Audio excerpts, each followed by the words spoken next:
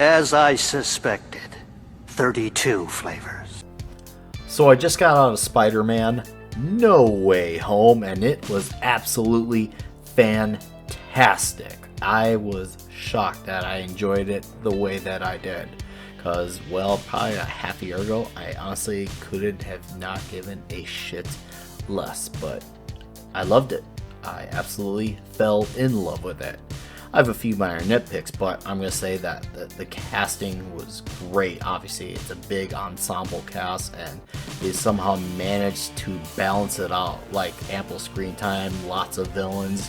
And, previous Spider-Man movies, the villains have, when they juggle a lot, it ends up not working. This movie, it works. It's exceptional.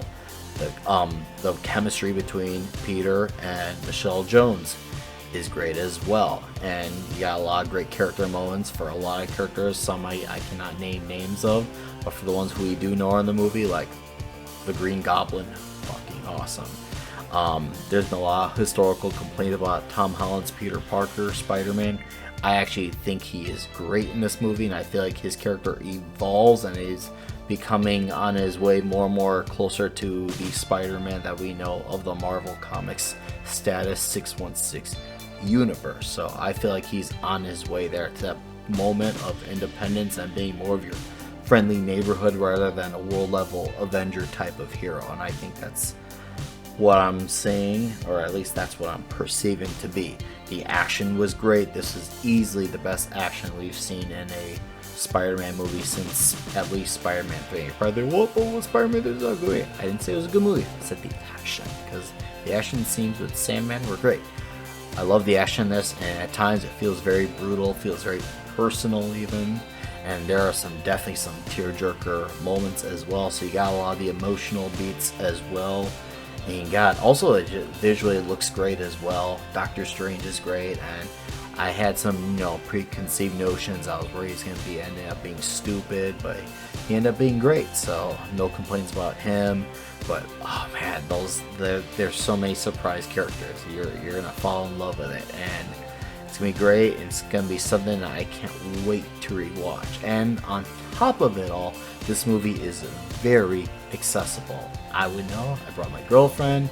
She hasn't seen all of the projects, whether it was Spider-Man or MCU. She has seen a lot of these things, but there's things she's definitely missing context of. And she was still able to catch on and understand, like, okay, there's clearly something going on here coming from something, and she was able to understand. So it gets extra points alone for that. Now, I will say that there were a few convenient moments that did happen for plot's sake, and I do feel like Ned Leeds and Michelle's scenes happen a bit too conveniently at times, but once again, nothing crazy. There wasn't like woke identity, feminist CRT, like intersectional, like identity-based politics.